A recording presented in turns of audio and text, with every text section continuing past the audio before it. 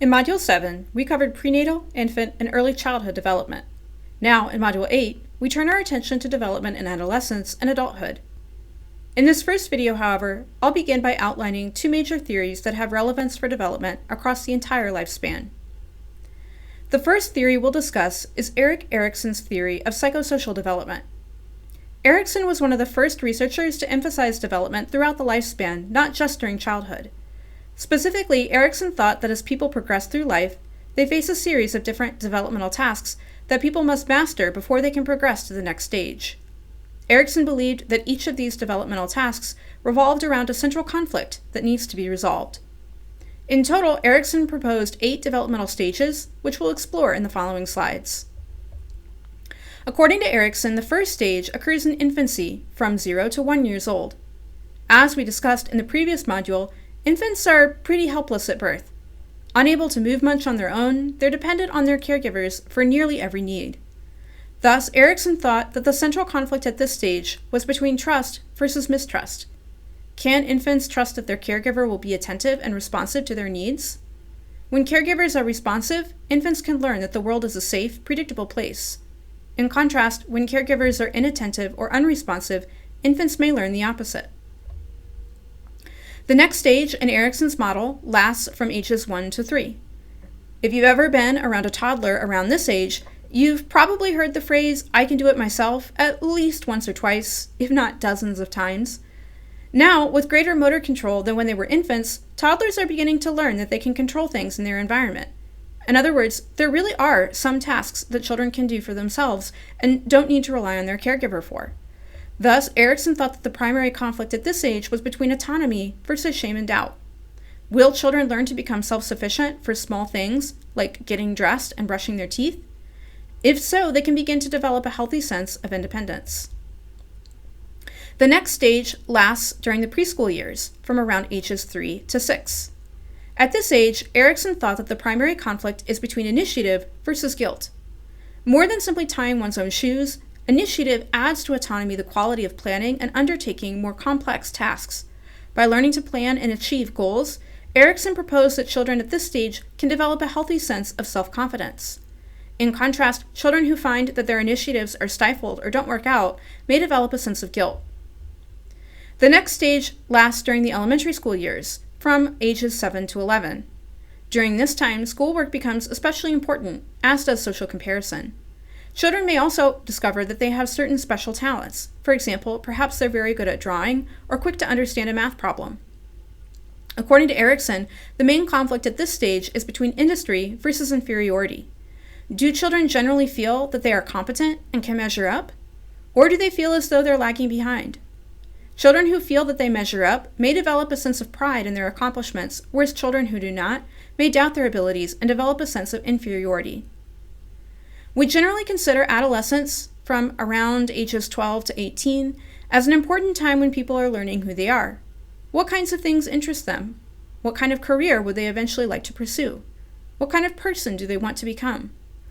Thus, Erikson proposed that at this stage, the conflict is between identity versus role confusion.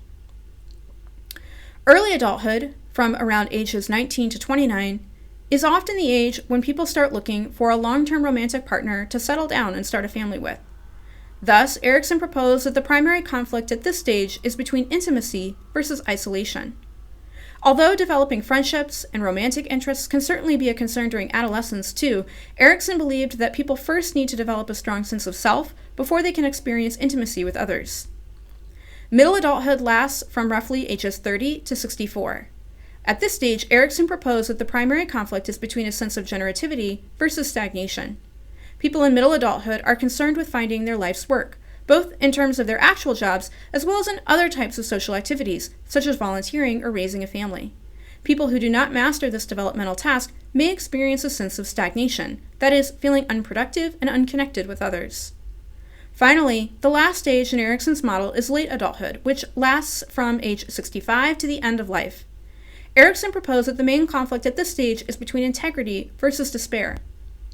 At this age, people are more than halfway through their lives and generally finished with many of life's main tasks, such as pursuing a career or raising a family. No longer looking ahead, people in this stage of life are instead reflecting back on the lives they've lived. Do they have regrets about what they could or should have done? Or do they look back on their life with pride, feeling that it has not been wasted? Another major theory that is especially important in childhood, but that has relevance for the entire lifespan, is attachment theory. Attachment theory was originally developed by John Bowlby along with his student Mary Ainsworth. Like Erikson, Bowlby believed that developing trust in one's caregiver was a central concern for infants and young children. More specifically, Bowlby argued that children need to learn that they can use their caregiver as what he called a secure base, that is, as a reliable source of care and comfort. Children who have learned to use their caregiver as a secure base will be comfortable exploring the world because they know they can return to the secure base if needed, just like a ship knows it can always return to a safe harbor if the seas get rough. If children are good at using their caregiver as a secure base, Bowlby termed them as being securely attached. In contrast, children who have not learned to use their caregiver as a secure base have an insecure attachment. Mary Ainsworth, Bowlby's student, further developed and tested these ideas using a paradigm that she termed the strange situation.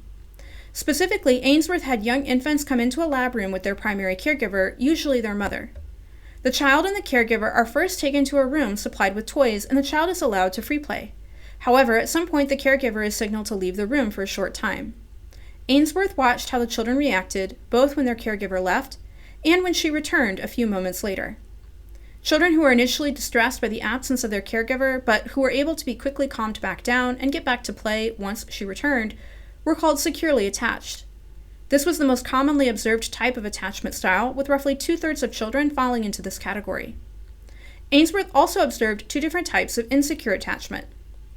In one type of insecure attachment, called anxious attachment, children were highly distressed when the caregiver left and continued to be highly distressed and unable to be calmed back down even after she returned. Attachment theory proposes that this type of attachment style might form if caregivers are inconsistent, that is, sometimes being attentive and responsive while other times not being so. The child's obvious distress is therefore a reactive attempt to try and keep the caregiver close by and attentive.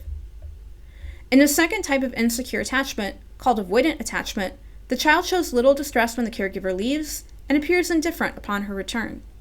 However, although the child may show little outward signs of distress, physiological measures such as heart rate may indicate that the child is in fact upset, just not showing it outwardly.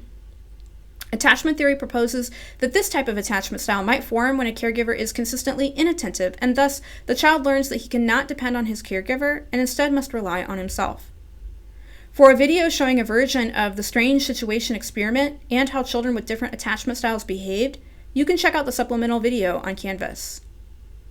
Although caregivers are certainly important in shaping their child's attachment style, later research has shown that other factors, such as genetics, might play a role too. In other words, a secure or insecure attachment style may not solely be the result of the caregiver's behavior. Attachment forms early on in childhood, but it has relevance for adult relationships as well. Specifically, Bowlby thought that children developed what he called an internal working model, which is essentially just a cognitive schema for people in general. Children who have developed a secure attachment to their parents may develop a schema of people in general as being safe and trustworthy, and may therefore have an easier time enjoying close relationships with others in adulthood. Specifically, adults with a more secure attachment style will find it relatively easier to trust others and be vulnerable with them without being overprotective or clingy. In contrast, people with an insecure attachment style may view other people as generally untrustworthy and therefore may have a harder time relying on or getting close with others. In adulthood, this can manifest in one of two ways. First, adults with an anxious or preoccupied attachment style might behave as being especially clingy. Second, adults with what's called an avoidant or dismissing attachment style may be especially aloof and self-reliant. Two later researchers, Bartholomew and Horowitz, also proposed a fourth category called fearful attachment, which is essentially a combination of being both high on attachment avoidance and attachment anxiety. There is some evidence that people's attachment styles in childhood are moderately but significantly correlated with their adult attachment. However, this correlation is not perfect, and people's attachment styles can also change over time. For example, here are the results from a study looking at the correlation between people's childhood experiences and their adult attachment. As you can see, there is a correlation such that people who had more positive experiences in childhood tended to have a more secure attachment style in adulthood. However, this is not a perfect one-to-one relationship. Many people, shown in the gray data points on this graph, did not fit this pattern. That is, there were some individuals who had negative experiences in childhood, yet who still went on to develop relatively secure attachment styles in adulthood. Conversely, some people with a generally positive childhood experience still had a more insecure attachment as an adult. Finally, it's also possible to form different styles of attachment with different relationship figures in one's life. For example, one might be securely attached to one's parents, but insecurely attached with a romantic partner, or vice versa. Attachment theory has gone on to inspire a long line of empirical research, especially as it pertains to adult romantic relationships. However, while attachment theory is generally well supported by psychological research, please be aware that much of the popular information that you might find on the internet is somewhat inaccurate or overblown or oversimplified to some degree. Beware of any website or video that makes bold claims about how people with different attachment styles always are or behave. While there are certainly things that can be true on average, each person and each situation is unique. Please do not, quote-unquote, diagnose yourself or other family members without consulting a trained psychologist. For a trusted source, I would recommend checking out Chris Fraley's website, which I've linked on this slide. He's a social psychologist who studies attachment, and his website has many resources that you can check out if you're interested in learning more. Let's pause for an application practice question before we close this video. Imagine that Lola is part of the strange situation study. After Lola's mom leaves, Lola doesn't appear to be upset, and she is also indifferent when her mother returns. Which kind of attachment style is Lola demonstrating? The answer is C, avoidant. In this video, we covered two major theories relevant for development across the lifespan: Erikson's theory of psychosocial development and attachment theory. For the exam, you should be able to describe each of Erikson's 8 development stages and identify the key conflict at each stage, define internal working model and secure base, describe Mary Ainsworth's strange situation study, describe each of the 3 different attachment styles and be able to identify each one in an example, and explain childhood attachment styles as they relate to attachment in close relationships in adulthood.